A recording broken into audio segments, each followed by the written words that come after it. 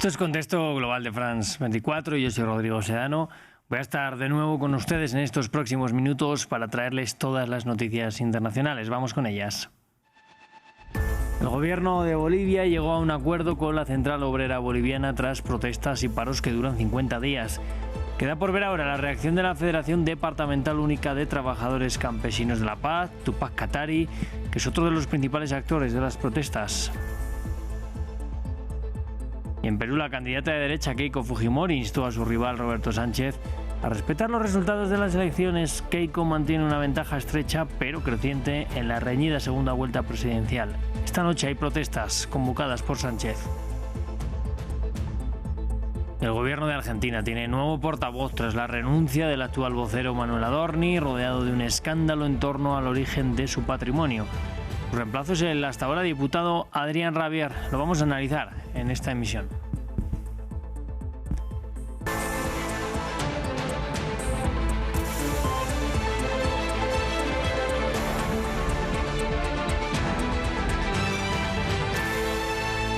Abrimos este informativo en Bolivia porque el gobierno de Rodrigo Paz llegó a un acuerdo con la Confederación de Trabajadores del país, un paso hacia la resolución de un conflicto que ha paralizado a Bolivia durante 50 días.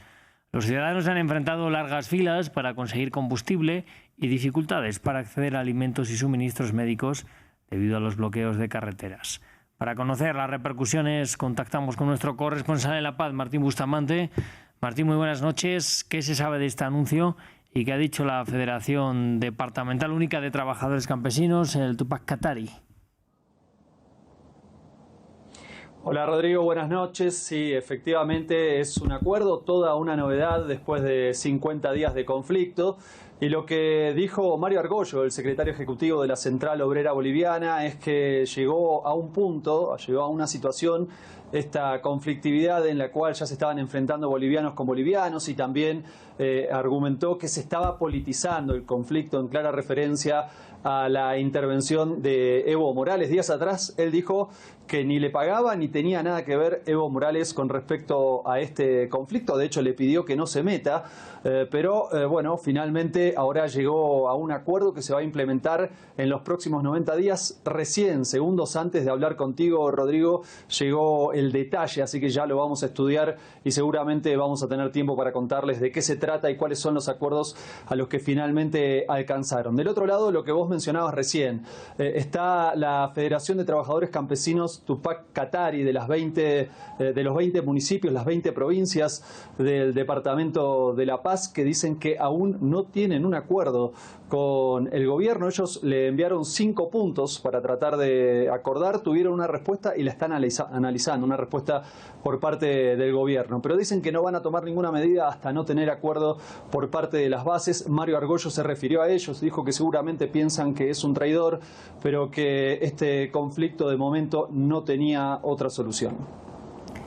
Bueno, Martín, pues veremos más adelante también cómo siguen las reacciones a este acuerdo. Vamos a hablar ahora de las reacciones políticas que por el momento conocemos.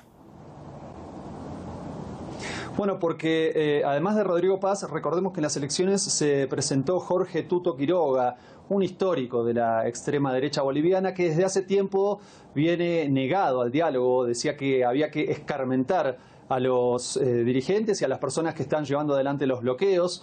Chocó en ese sentido con Rodrigo Paz, quien le decía cada vez que se lleva adelante una medida represiva, lo único que sucede es que estos bloqueos, estos piquetes, se terminan multiplicando. Por eso rechazaba ese camino, pero claro, Tuto Quiroga acusaba a Rodrigo Paz de conceder a las personas que, a su entender, estuvieron cometiendo delitos. Del otro lado está Evo Morales, que te lo estaba mencionando recién, que, bueno, no dijo nada todavía con respecto a esta medida, a este acuerdo que celebraron la COP y el gobierno, pero uno puede leer, sobre todo en su medio de comunicación, tiene una radio y publicaciones en redes sociales, en las cuales le da mucho aire, le da mucho lugar a aquellas expresiones en los bloqueos que rechazan este pacto, este acuerdo, estos diálogos que se estaban dando entre la Central Obrera Boliviana y el gobierno de Rodrigo Paz. También queda por ver lo que mencionaba recién de la Federación Tupac Katari. Está claro, son 50 días de conflicto y a partir de allí hay un desgaste, por supuesto, lógico por parte de los manifestantes y también del resto de la población que estaba agotada producto del desabastecimiento que se está dando en las ciudades como consecuencia de estos bloqueos. Bueno, pues Martín, desde La Paz en Bolivia, muchas gracias por este reporte de último momento. Vamos a seguir seguramente también durante este fin de semana ampliando sobre lo que pasa allí. De momento nos vamos a Perú porque cerca de ganar la segunda vuelta presidencial, Keiko Fujimori ha pedido a Roberto Sánchez respetar el resultado de los comicios. Con el cómputo al 99%, la candidata de derechas e hija del expresidente Alberto Fujimori aseguró que las cifras ya son contundentes para reconocer su victoria. Por su parte, Sánchez cuestiona los resultados que aún no son definitivos y pide defender el voto. De hecho, esta misma noche hay marchas ya en Perú también convocadas por Sánchez y sus seguidores. Vamos a escuchar a Fujimori lo que dijo durante el día. La votación y las cifras son contundentes y yo creo que también es importante que el señor Roberto Sánchez y su partido entienda que los votos de los peruanos, de cualquier ciudadano peruano, de cualquier ciudad, región, provincia o los que se encuentran en el extranjero, son válidos y deben ser respetados. Y en Argentina el gobierno de Javier Milei tiene un nuevo vocero, así lo anunció este viernes en redes sociales el mismo portavoz saliente, Manuel Adorni, quien está envuelto desde hace semanas en un escándalo en torno al origen de su patrimonio. Su reemplazo es el hasta ahora diputado Adrián Rabier, cercano a Javier Milei y defensor de una misma visión económica. Para analizar este cambio y la situación de Adorni, hoy hablamos con Carlos de Ángelis, el sociólogo, investigador y analista político. En primer lugar, gracias por atendernos esta noche. La presión sobre Adorni venía ya creciendo en los últimos días, en las últimas semanas, especialmente desde que dijera que había encontrado un viejo pendrive con bitcoins valorado, si no me confundo, en $500,000. ¿Era insostenible ya para Javier Milei mantenerlo en el puesto? A ver, para entender a la Argentina de hoy, el gobierno hay como dos gobiernos en paralelo. Uno es el gobierno económico, que encabeza Luis Caputo, que tiene casi autonomía de las decisiones políticas de Javier Milei, y el ala política, que es la que encabeza la hermana del presidente, Karina Milei. El gobierno económico sigue haciendo su política, está intentando bajar el riesgo país, que la inflación baje a pesar de la fuerte recesión, etc. Pero el gobierno político que encabeza los hermanos Milei está hace 3 meses paralizado. Y que haya nombrado a Adrián Rabier, un economista ultraortodoxo de la escuela austríaca, muy poco conocido, fue electo diputado nacional por la provincia de La Pampa en la última elección y deja obviamente ese cargo, es como una gran novedad, es decir, un pequeño cambio mínimo resulta gran novedad porque precisamente hace 3 meses que el gobierno se ha enredado en esta suerte de meme viviente en que se ha convertido Adorni, que además Adorni no es solamente, era la promesa de la futura candidatura a la jefatura de gobierno de Ciudad de Buenos Aires, que es, por supuesto, uno de los espacios políticos más importantes. Y la sociedad se pregunta por qué lo sostiene, ¿no? Cuando las explicaciones que ha dado por su patrimonio han sido unas más risibles que las Carlos. otras.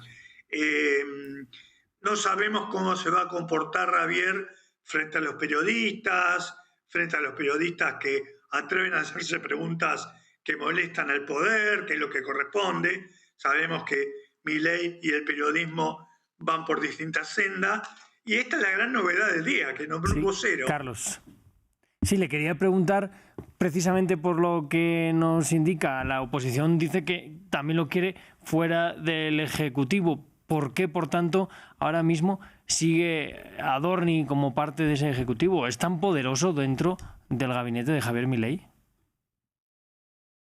A ver, los hermanos Milei tienen una suerte de teoría conspirativa que si vienen por Adorni después van a ir por ellos. Esto también generó un montón de suspicacias en torno a ciertas posibilidades de tener comportamientos por fuera de la ética pública.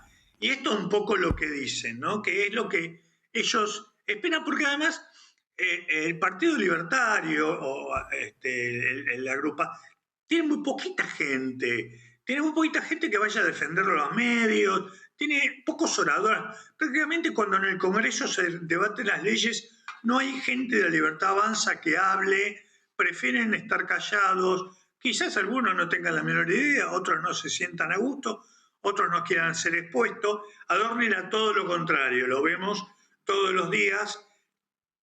Una palabra muy porteña, chicaneando, burlándose, haciendo que a los periodistas que queden mal parados. Dicen, ustedes son unos pobres periodistas, dijo en alguna conferencia de prensa. Y también las explicaciones que han dado, la última fue ya insólita, que encontró un pendrive olvidado en un cajón por $500.000, ¿no? Es decir, hoy los argentinos están pensando en el Mundial y están pensando en la selección argentina, como creo que toda América Latina, ¿no?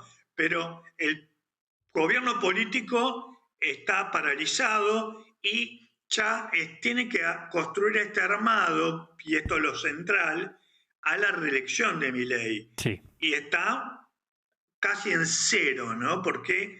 Porque hace falta, la Argentina es un país grande, hace falta un candidato a gobernador de la provincia de Buenos Aires, la ciudad de Buenos Aires, las grandes provincias del interior del país. Entonces me parece que esta parálisis lo llevó a que incluso, y esto un poco por la Constitución argentina, el Congreso puede hacer una moción de censura como en los países europeos. No lo querían hacer porque preferían que esto siguiera por adelante. Hoy decidieron hacerlo y esto generó la crisis. Claro, Carlos, nos quedamos sin tiempo, le tengo que despedir, pero le doy las gracias que haya estado con nosotros esta noche. Un placer enorme. Cuando quiera seguimos. Adiós. Luego nosotros vamos hasta Medio Oriente porque medios estatales libaneses denuncian un nuevo ataque de Israel al sur del país que Tel Aviv mantiene ocupado tras el anuncio de una supuesta tregua entre el gobierno de Benjamín Netanyahu y Hezbollah. Las víctimas mortales de los bombardeos del ejército de Israel este viernes contra territorio del Líbano ascienden a 47 y los heridos alcanzan casi un centenar, según dijo el Ministerio de Salud de Beirut. La ofensiva ocurre tras la muerte de 4 soldados israelíes. Vamos a verlo. Otro bombardeo israelí en Líbano, apenas una supuesta tregua fue anunciada.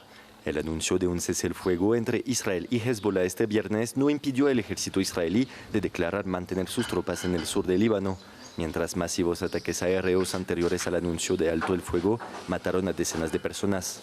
Una ofensiva en respuesta, según Israel, a la muerte de al menos 4 de sus soldados en territorio libanés.